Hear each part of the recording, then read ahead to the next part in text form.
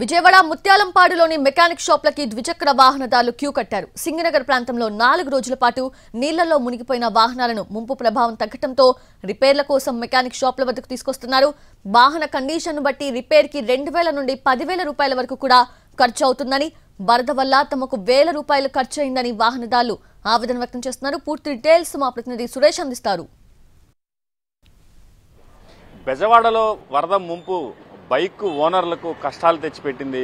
గత 4 రోజులుగా పూర్తి స్థాయిలో ఏదైతే ఈ బైకులు వరద ముంపులో మునిగిపోయినాయో వాళ్ళైతే దాదాపు 4 రోజుల పాటు నానిపోయిన పరిస్థితిలో నిన్నటి నుంచి తేరుకున్న నేపథ్యంలో బైకులను ఇప్పుడే బయటికి తీస్తున్న పరిస్థితి.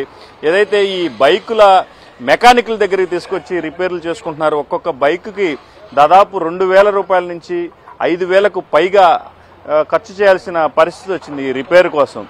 ఏదైతే ఈ బైకు మునిగిపోయిన పరిస్థితిని బట్టి, అదేవిధంగా నానిపోయిన పరిస్థితిని బట్టి ఒక్కొక్క బైకుకు 2,000 నుంచి 6,000 రూపాయల వరకు ఖర్చు అవుతుందని ఈ బైకు ఓనర్లు చెప్తున్న పరిస్థితి. పెద్ద ఎత్తున ఏదైతే బైక్ వరద నుంచి తెరిపి వచ్చిన ప్రాంతాల్లో ఒక్కొక్కరుగా ఇప్పుడే బైకులను సమీప ప్రాంతాల్లోని మెకానిక్ షెడ్ల దగ్గరికి తీసుకొస్తున్న పరిస్థితి.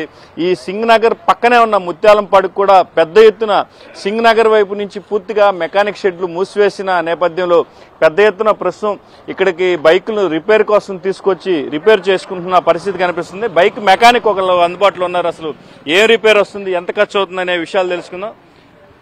సార్ చెప్పండి, అసలు ఇక్కడ ఏం రిపేరు జరుగుతుందండి? నానిపోవటం వల్ల ఎంత ఖర్చు అవుతుంది ఒక్కోదానికి? ఒకదానికి 3,000 నుంచి 6,000 దాకా అయిద్దండి. కరెంట్ రాకపోతే మాత్రం 10,000 కూడా అయింది బండికి.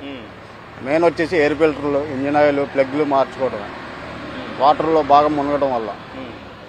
ఎక్కువ ఎక్కడి నుంచి వస్తున్నాయి బైక్ మీ దగ్గర? సింగ్ నగర్ నుంచి ఎక్కువ, డాబాగుట్లు సింగ్ నగర్ నుంచి వస్తున్నాయి.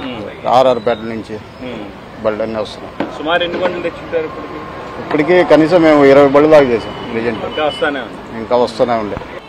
ఇప్పుడు ప్రధానంగా ఏం రిపేర్ అవుతుందండి, ఎంత ఖర్చు అవుతుంది బండికి? బండికి వచ్చి మినిమం 2-3 వేలు దాకా ఖర్చు అవుతుందండి. ఓన్లీ స్టార్టింగ్ వరకు ఆటి వరకు అయితే. ప్రస్తుతానికి అయితే కొద్దిగా పైగానే ఉన్నాయి, ఇంకా మెయిన్ బళ్ళు ఇంకా రాలేదు.